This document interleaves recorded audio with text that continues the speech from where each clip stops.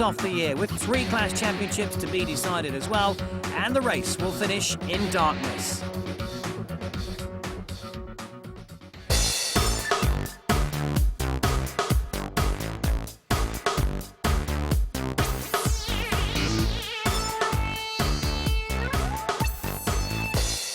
A gorgeous Californian day heralds the final race of the American Le Mans year, 4 hours of the Laguna Seca circuit.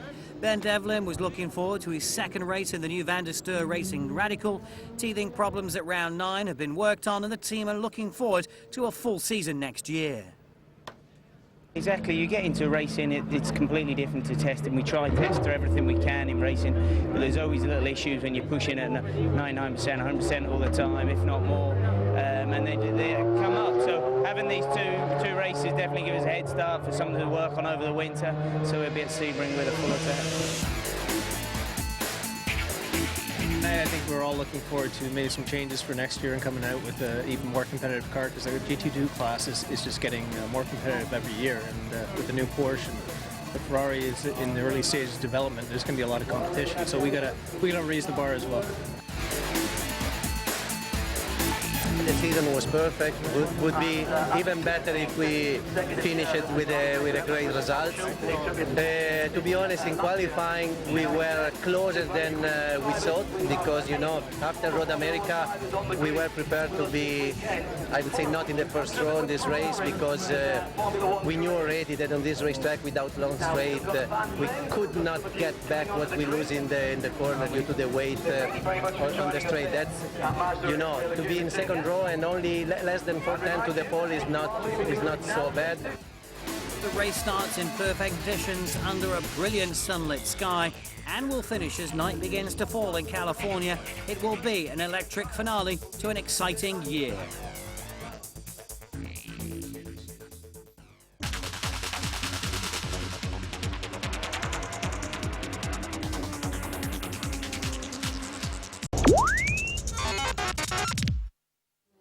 The American Le Mans Series, round 10, Monterey, California, the Laguna Seca circuit. And this is the finale of the season as the cars get the instruction to wave away on the formation lap. They'll do 2 warm-up laps of this course before they get the green flag, and away they go. And 2 very fast P1 cars will lead away, the P2 Porsche and the Audis that are a little concerned about pace here. They're carrying a little bit of extra weight this weekend. The Corvettes will again be looking to jump the Aston Martins, and in GT2 it's Ferrari versus Porsche. So 3 championships to be decided, and it's going to be quite an exciting race. And it's Stefan Johansson in that red, white and blue Zytek with the creation car of Nick Manassium alongside them, and we are going to see the green flag this time, I think. Very slow bunching up, away they go, and Stefan Johansson leads them away as they get the green flag now. It's the Laguna Seca Raceway screaming down and into this first series of turns, and Stefan Johansson holds that position, but one of the Audis just shoves the Porsche, and through into 4th place goes Ronaldo Capello. Dindo up to 4th place then, and maybe a little bit of damage to the front of that 6 car with Sasha Masson and Lucas Law hoping to joint win the P2 championship, and that's the 27 Horag Lister, one of the P2 cars that made it over from Europe for the last round and is here again. And the 2 Audis together as we go on board the 007 car with Thomas Enger. Thomas Enger, the only other driver that could possibly win the championship in the GT1 class, apart from the Corvette drivers of Olivier Beretta and Oliver Gavin. Down through the corkscrew they go. Very difficult, the opening laps. The tyres aren't always up to temperature or pressure. This is a very, very dusty circuit as we go on board Thomas Enger, who's gone past the number 4 Corvette and is right up behind the number 3 now. Started from 4th in class. They had all sorts of problems in practice and qualifying, and that's the 21 car that spun the Bill Auberlin PTG BMW in its last race. We're not going to see them again after this weekend, but he's got going again and has continued. So it looks like he's had a little shove. In fact, the 44 car's been mentioned in that, and that's the number 4 Corvette. The championship leading Corvette has got damage to the rear left-hand quarter of that car, and that is going to seriously affect the aerodynamics of that car. It's going to act as a big scoop, a big break at the back where the air gets in over the wheel, and it's just going to be against the rear bumper of that car. So problems for Corvette and the Ford car, who just wanted a clean, easy finish, a win if they could, but they just wanted to bring that car home, and Olivier Beretta will be very disappointed with that. Ollie Gavin in the pit lane will see that and will be equally concerned. He'll be driving the second stint of this race, and the question is now, will they wait? And this is a replay of a Paynos, a Flying Lizard car, and the 21 BMW of Bill Auberlen that spun earlier. But the question for Corvette, will they bring that 4 car in? We'll have to wait and see what they do, and the answer could be yes, because in the gravel is the 61 car of that is Andrea Bertolini, who's come back to race this weekend as we get a full course caution, and he's in the gravel at turn 10. That could be good news for Corvette. That's a replay. Just lost that car, spins off onto the dirt and gravel, and you can see how much that kicks up. The IMSA safety workers have got him back out and moving, so we will be under a green flag again soon. And in the pit lane, problems for the number 1 champion Audi diesel R10. It seems that a box connected to the onboard camera has come loose and has been floating itself around the driver's pedals, so they brought that car in to do something about that. So under safety car, and Emanuele Pirro goes out again now. They've lost some ground. That will alter their strategy, and Stefan Johansson about to restart this race with Nick Manassian right behind him. And then it's the number 2 Audi of Dindo Capello, the Penske Porsche in 4th place. There's John Field just going through now in the P2 class, who started from the back of the field. And the number 1 Audi is going to filter out into this traffic, but he's going to be a lap down, essentially. I think that's, yes, he will be a lap down, so he's got a lot of work to do. And comes in behind the number 7 Penske Porsche. As far as Stefan Johansson goes, he's absolutely adoring this car. He thinks it's one of the best cars that he's ever driven, and partnered this weekend with Johnny Molan, the Englishman, who drove with him at the last round at the Petit Le Mans, and Johnny was very pleased to be considered for the drive again. He was up against some illustrious names who were lining up to join Stefan in that car, but he did such a good job that they brought him back in for this race, and he's very delighted as he gets to grips with prototype. Stefan Johansson, the former Formula 1 driver, who's driving in the Grand Prix Masters Series, the ex-Formula 1 heroes, all over 46 racing identical cars at some of the best circuits in the world. And the 50-year-old who is passionate about his racing, as through into 2nd place goes Dindo Capello, and just gets up the inside of Nick Manassian. Down the start-finish straight, so a changing order, and the Audi back down into 3rd place again now, and a Penske Porsche right behind it. Porsches of Sascha Masson and Timo Bernhard, Lucas Law and Romain Dumas. The number 12 car's got problems and is getting out of the way. So tyre smoke from that looks like something to do with a tyre. I would imagine the back of that car looks down as well, so whether we're having a suspension failure or a puncture, but the bodywork rubbing away and causing that smoke, so dramas for them, and quite a long way to go. I'm not sure what's going on, but it's pouring out a ton of smoke. It looks to be from the right rear wheel. So Michael Lewis reporting back to the pit lane, and he'll be trying to make his way as quickly but as safely as possible as we go back to this race order, and it stays the way it was, with the Zytec leading from the Creation Autosportive Judd Creation chassis, and the Diesel R10, the championship winning Diesel R10.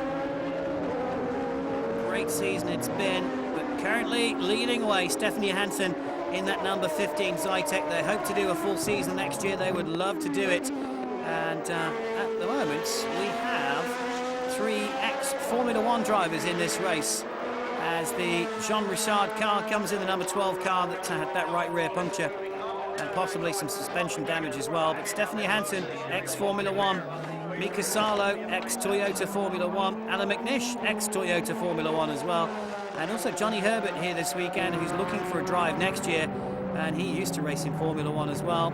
And that is the Ferrari, that is the 61 Ferrari in the gravel again. Andrea Bertolini at turn 7, and contact, we're told, with the 15 Stefan Johansson car. Here's a replay. Stefan Johansson going up on the inside to pass him. Bertolini still on his line. Not sure if he saw him or not, but gets punted off and into the gravel, and that's going to be a full course caution again. There he goes. Very, very difficult when you get offline in these cars. And in the pit lane, Romain Dumas has been in, has taken on fuel. Sasha Masson has taken fuel and tyres. And Ron Fellows was there as well. He's also taken on fuel. And we're on board with the number 7 car, which must win this race today for both Lucas Law and Sasha Masson, who are in different cars, to win the championship. They started the season together as the 61 car gets pulled out. They started the season in the same car, then Porsche split them to give a better chance of them winning the championship after things went wrong earlier in the year. And that was Sasha Masson, who has been into the pit lane again to replace a front nose. And Emmanuel Pirot has been in to the pits for fuel and is going to have to go back in again for a 20-second penalty. A member of the pit crew did not have his goggles down.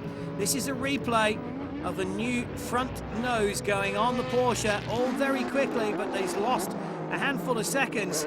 So that number 6 Porsche is going to be on a different race to everybody else now. We're going to have to see how that plays out later on. Away we go. Back on the green flag, Nick Manassian looking for a way through past Stefan Johansson, but it's not going to happen there. And Dindo Capello in 3rd place in that yellow topped Audi. The yellow cowlings as against the red ones of the number 1 car. This is GT1 as Thomas Enger looking for a way through up to 4th place as the Brunchladi car that's also come to America for this final round. Team have worked really hard to get this car here, and it looks to be showing good pace, but that has just gone wide, and they get back on now, get up to speed, and there we see the replay as it just skips over the dirt. Stuart Mosley has gone off at turn 6 and into the pit lane. Stefan Johansson has come in for a 15-second penalty. At the end of the pit lane is the penalty box. He's going to go into that just past his pit box and will have to stay there for 15 seconds. And that has compromised his race in his early stages. So they're going to have to recover from that. And what disappointment, because it was looking good so far in this race. Good turn of speed. Audi were concerned about their pace today, although we're expected the fuel economy of the diesel R10 would play into their hands a bit later on, but that we'll have to see. And now they're going to have an awful lot of work to do. And Stefan Johansson back out almost onto the track as we see the Van der Steur Radical in its 2nd race. Ben Devlin behind it and thoroughly enjoying that car. He's leading the P2 class now, and that's not something we've seen him do before. And the 2 Porsches are right behind him, and Ben is enjoying the fact, as is his team, that he can race with the Porsches. They can't get past him, and that car in only its 2nd race for the team is going very well indeed. A small, very underfunded team against 2 worked Porsches, and Ben Devlin is showing his talent. Never really had a major competitive drive in this series, and he is doing himself a power of good as those lurking Penske Porsches, which will be back next year, along with this Radical car, try and find a way through. 1st, 2nd and 3rd in the P2 class, and this could cause problems. If the race finished this way, it certainly would cause problems for the championship title side of things for the Penske team. They've already wrapped up the Manufacturers' Championship, but we're going to have to see how this unfolds out. But Ben Devlin doing a very good job in that car and thoroughly enjoying it. He's been racing in England this year, also in a Radical SR9, and loves racing in America. Traffic time as they come through the corkscrew. This could be a problem for Ben Devlin. Lost some ground there, and that was just enough for the 7 Porsche to pounce. Romain Dumas took that in the beat of a heart and just went through to pass. So one Porsche is through, there's still another to get past, but it was traffic that just caused a problem for Ben Devlin. But a great run, a great demonstration of that car's ability. And the Van der Steur Racing team are seriously looking forward to next year. Through they go, Ben Devlin just passing one of the BMW, the PTG BMWs. BMW no longer supporting this team next year. Here's a replay then, and you'll see Ben Devlin on the left-hand side of the corkscrew track there, and just slightly offline, had gone wide because of that panos, and that let them through. And now the Van der Steur team are changing drivers in the pit lane. Fuel going in. Nobody else can work on that car while the fuel's going in. The drivers can get out and be assisted in, but nobody else can work until that fuel has been completed. And Gunnar Van der Steur, the principal of the team, is about to go out for his first hot stint in this race. And the BK Motorsports team are changing over as well, from Jamie Bach to Guy Cosmo, the Mazda-powered BK Motorsports Courage Mazda. Oh, and problems for the P2 car. The Brunchladi team have problems. They're working on the engine. They've put fuel in already. And that is James Weaver inside the 16 car, driving with Chris Dyson this weekend. They could not get the 20 car repaired in time to have both cars out in this race. James Weaver in third place. Stefan Johansson into the pit lane. Fuel going in. And Nick Manassian comes into the pit lane as well. Harold Premat, he's going to take over that car once they get in. And Stefan Johansson just waiting and waiting for that fuel. The Creation team, full service then, tyres, fuel. And as we said, Harold Premat getting into that car. Slight difference in the height of these guys. And Nick Manassian will help Harold get into that seat. And it's the pit stops where the Zytek and the Creations lost a lot of time at the last round. They've been practicing a lot this weekend, but it's the sort of thing that does take time. And the cone just kicked out by the returning 15 car of Stefan Johansson as he went out onto the pit entry. Oh, that's the Van der Steur car. The Van der Steur car has gone off. That's just into that second turn. And Gunnar Van der Steur has got it off and onto the gravel, and he's struggling to get that car going again. And we're told he hit the cone that was flipped up by the 15 car as Harold Premat gets out. There's still the cone you can see on the left-hand side of the screen, and we think that's the one that caused problems as Harold Premat comes out now and onto the track. That car, well, you see, there's the replay of the 15 car just catching that cone, pushes it out into the racing line, and that has been caught by the Radical car, and that has got underneath and skipped him off. So an innocent little cone has caused so much problem. And in the pit lane, Rinaldo Capello hands over the diesel R10 Audi to his fellow American Le Mans Series champion, Alan McNish. So he's in for the remainder of this race now as James Weaver comes in, and fuel going on into that Dyson car.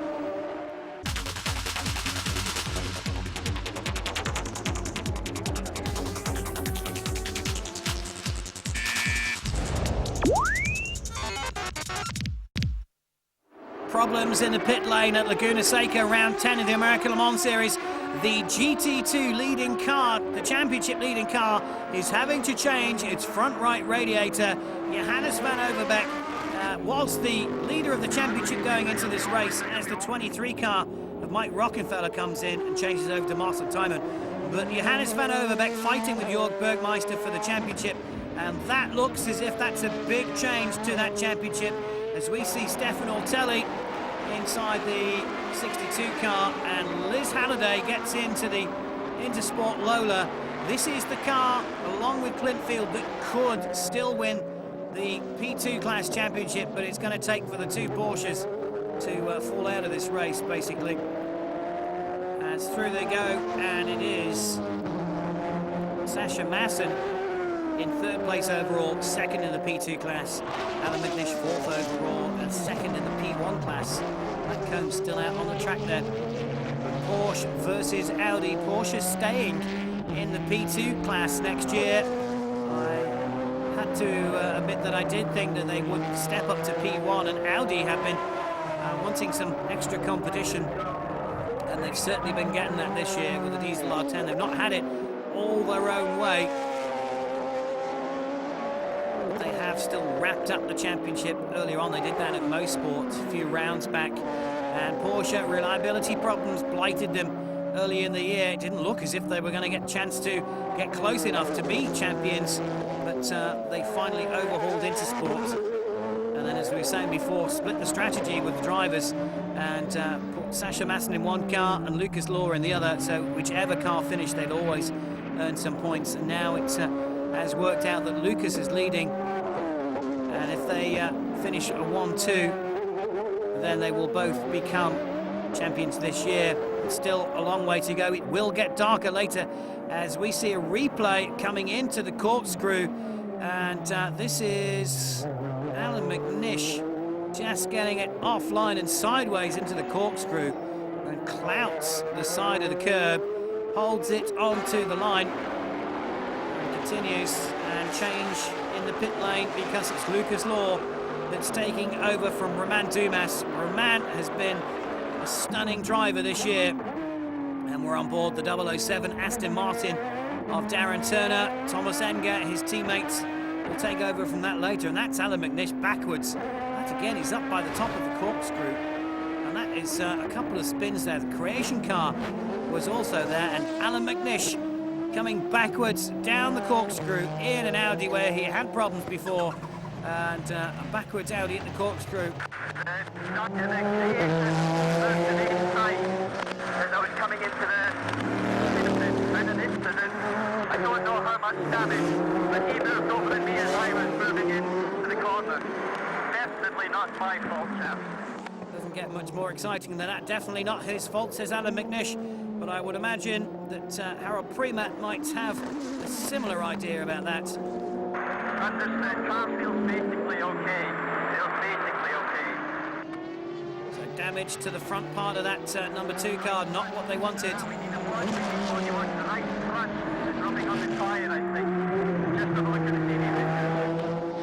And I think from those words from Alan McNish, the bodywork rubbing on the right front. We saw a little bit of smoke coming up, so at certain parts of that course it's going to cause problems, and they prepare a new front nose for Alan McNish, who is into the pit lane now, and they will slot that on. Are they going to put fuel in? We'll have to wait and see what they do. And the guys are ready, so they will change that, and there is fuel going in. There is another set of Michelin tyres ready. And here's a replay then, and you just see slower traffic as Harold Premat comes up in the creation. Alan McNish very hot behind him, and just piles into the back of that, and then that's the spin as the result. You can see how much sand is on that circuit. It's just so dusty, and the spin as he tried to get going once again, and he's in the pit lane again, and this is for a penalty. So he has been given a penalty for avoidable contact, so he has got to wait for 15 seconds and then he will be allowed to continue, and that is difficult to hold on the clutch because it's on a little bit of a hill there. But away he goes now. Alan will be a bit disappointed about that. It's not working out in their favour today. 9 race wins for Audi this year so far, and they certainly want it to be 10. And that is the Horag car that's gone off. Looks like there is a bit of damage to the front of that. Certainly to the front right-hand side, as we see the 009 car of Stefan Sarrazin and Pedro Lamy. They've been dynamite this year, second in class. Oh, and there is definitely a whole host of damage to that 27 car. That is the end of the race, I think, no doubt about that. And full course caution we have for that incident. And there we see just getting it sideways. And who is that? That's the Dyson car that has to take avoiding action. Oh, and the Paynos goes straight into it.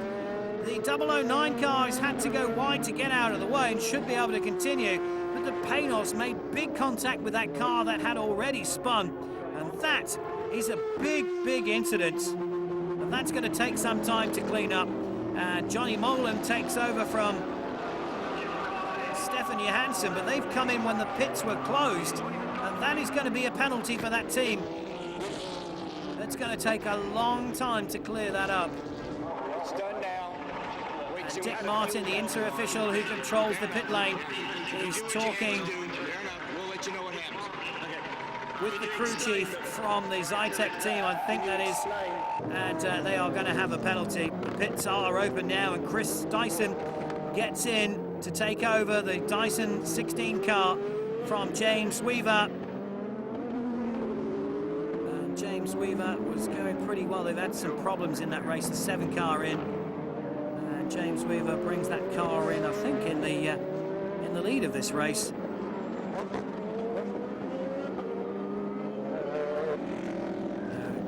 Here's a replay of the number 12, the Autocon car. Just locking up there as he very quickly gained up to the back of the pack behind the safety car. And they're going to have to wait a little while before they can hit the gas properly and overtake, as we get the green flag this time. Can't overtake until they cross the line. And Johnny Molam is right with them all. Very, very close. That might even been a little rub of paintwork, but Johnny Molam, brilliant on the restart of this race, and goes through to take the lead, and already is sprinting away. Now this team, this car has to come into the pit lane for a penalty because they entered the pit lane when it was closed. Obviously either a mistake to bring the car in, or they had no choice because they were marginal on fuel. And if you come in and do that and work on the car, then you are penalised. And I think that's what we're going to see happen with that car. Well, we know that's what's going to happen. And he's pushing on very quickly. Johnny Molan doesn't need to prove to anybody how good a driver he is. And he has been proving how good a prototype driver he is. Had a few problems adjusting to the different style, but he has been blindingly quick. And the Dyson car pushing a move on the Audi, as we see the 22 car. And that is Brian Sellers that's gone off in the BMW at turn 3. And into the pit lane comes Johnny Molan to serve that penalty, a 75-second penalty for working on the car when the pits were closed, as Pat Long gets into a spin. And I think that was contact with one of the Ferraris that caused that. We're on board now from the rooftop of that car, and definitely a nudge from behind. And that was 62, I think that was Mika Salo, as we see Pat Long. Now this is disaster for the 31 car, which is fighting for the championship. And that is off. That's Brian Sellers off at turn 8. So he got going and has gone off at turn 8. And that means a full course caution. Emmanuel Pirro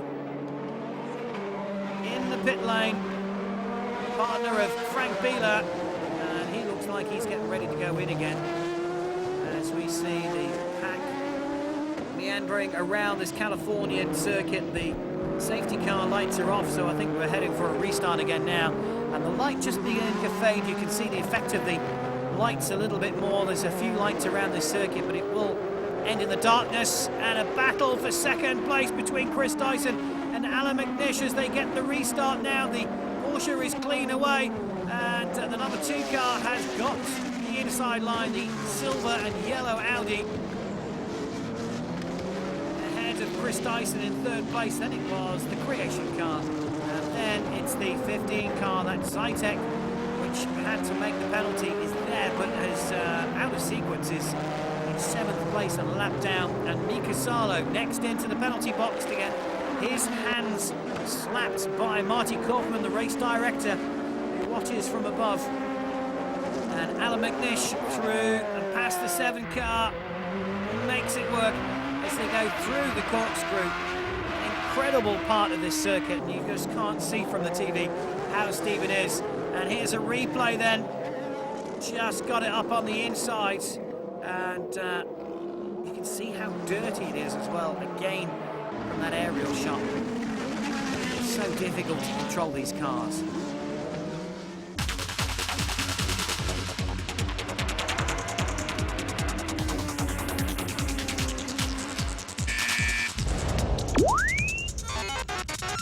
Of them had some serious bad luck as the Audi arrived at the beginning of the year at Sebring and was victorious, this brand new diesel car. So we see a replay of these two fighting it out, almost literally, as they went through the corkscrew again, and Chris Dyson deferring to that. As we come back to Alan McNish, leader in the P1 class and the champion. He returned this year, welcomed back to the American Le Mans Series, and has walked away with another American Le Mans Series championship along with Ronaldo Capello, his teammate this year, who's earned his first championship. And this is 4th place in the GT2 class. Paynos have had a difficult year and they're working hard for next year's season. They've got a mighty brand new Porsche to fight against.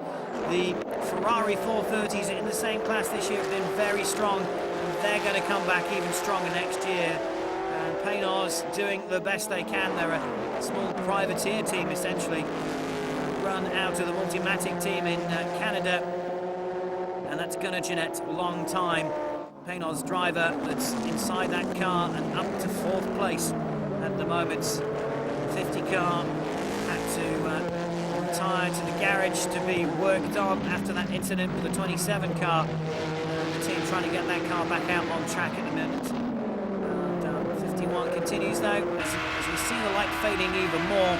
And we're on board now inside the number 7 car. Lucas Law expected to walk away from this race as the P2 champion this year. And Clint Field has taken over the 37 car. And we were, in a way, hoping that they could take the fight today to the Porsches to try and stay in with a chance of that championship. And Thomas Enger's chances of taking the GT1 championship, I think, are all but blown now, because that tyre has punctured the front left-hand side is punctured, and that is going to drop him down the order. 3 lights on the side of that car indicating he's 3rd in class, and that is going to drop to 4th place by the time the others go through into the pit box. The Aston Martin pit box, first in this pit lane, a reverse direction, and problems for them. Fuel going in, and then they will change that tyre.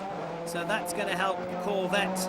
It's still quite a way in this race, and the strategies between Aston Martin and Corvette still have to play out. So it could be a Corvette win, it could be an Aston Martin win. Now it certainly looks as if the Corvettes are going to take the Drivers' Championship. As out he goes, driving for just about every race this year, Thomas Enger with Darren Turner, and that's the number 7 car that has spun out of the final turn. And Lucas Law has made a mistake and gone off. Just waiting for the traffic so he can continue, and through he goes, but he's lost a place as Nicolas Manassian goes past and takes 2nd place. So Lucas Law, an uncharacteristic mistake, and down he goes a place. Here's a replay then into the turn, takes the line, and just a little bit fast, I think, there. And it's also very dirty on that corner again now. There's debris from the track and debris from the rubber marbles that wear off these tyres. Just back end goes just a little bit quick. Maybe the tyres just not doing their job as good as they could. And Lucas Law goes off. Luckily not to get it beached into the gravel. And the 009 Aston Martin flashing his lights at a slower GT2 car to say, I'm coming through and I want through. And it's the 51 Paynos that he's about to get past. Leader in class with the 2 Corvettes nose to tail behind him. That is serious amount of pressure, and it's Johnny O'Connell in the 3 car that's 2nd in the GT1 battle. And Oliver Gavin in the number 4 car, 2nd of the Corvettes, as into the pit lane comes the Zytec. Fuel going on board for Johnny Molam, and their race really was compromised by that penalty earlier, and still in 7th place. Really have shown how good they are, and out he goes now. So that was just a stop for fuel as Johnny O'Connell comes out of the last turn alongside Stefan Sarrazin.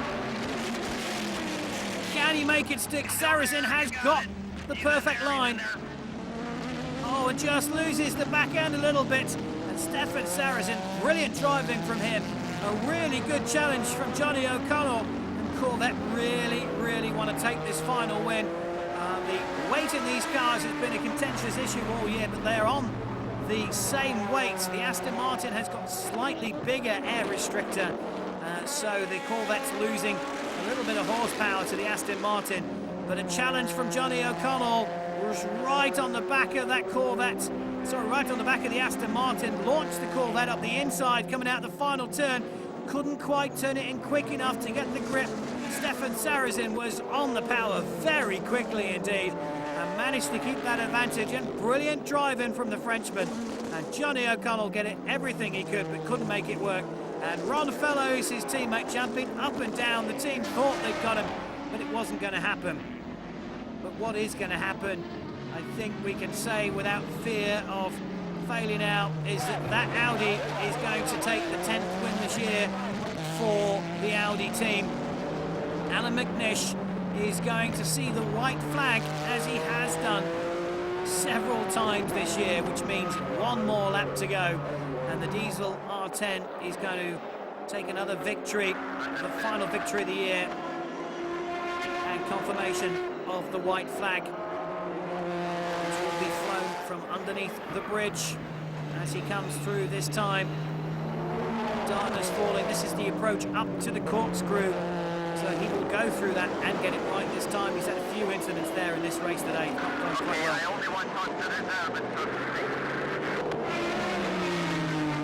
Anxious moments though. Nobody celebrating. Nobody has relaxed in that Audi pit box as yet. Dr. Wolfgang Ursch, we saw there, the man behind Audi's motorsport program, watching on. We don't know what Audi's plans are exactly next year.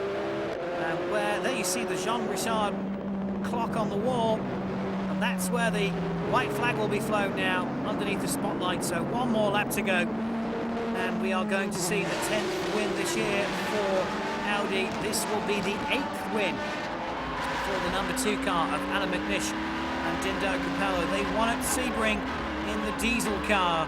Then the diesel car returned back to Europe to race at the Le Mans 24-hour.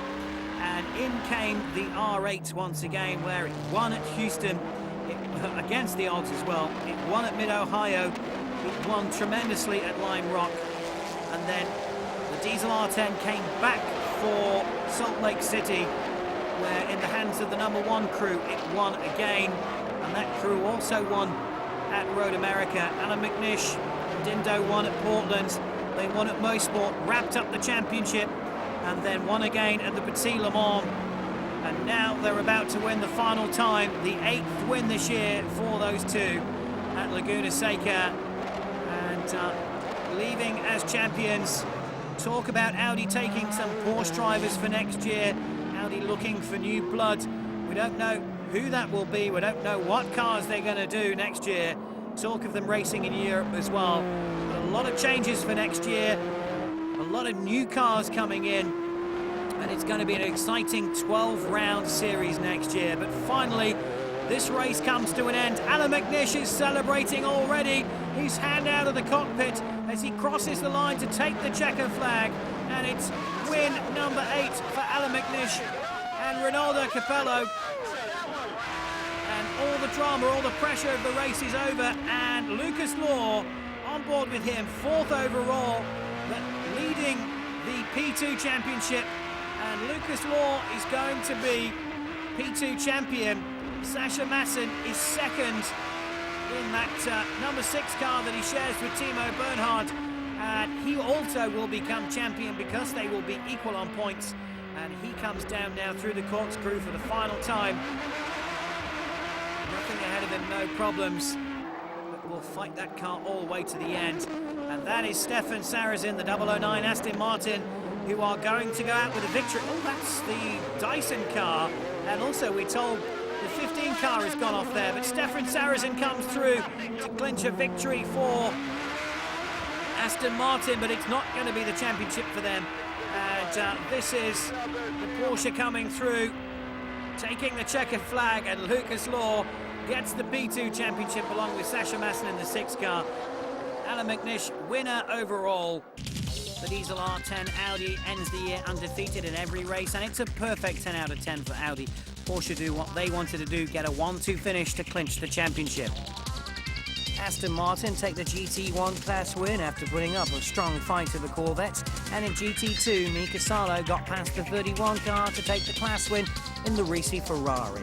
Ronaldo Capello and Alan McNish do it again, but it wasn't quite as easy as it looked. The throw of the dice was right to the last lap. We stretched the fuel mileage beyond belief. I was saving fuel like hell in the last 20 minutes, 30 minutes, to the point coasting through most of the corners, and still trying to push to do the lap time because, you know, we didn't have a lap lead or anything like that. It was real nip and tuck stuff. But when you cross the line and you got the checker and you've got the points and the trophy, then it all just goes away. It doesn't matter after that. We already knew about the P1 champions, but Lucas Law and Sasha Masson didn't confirm their title for Penske Porsche until they crossed the finish line.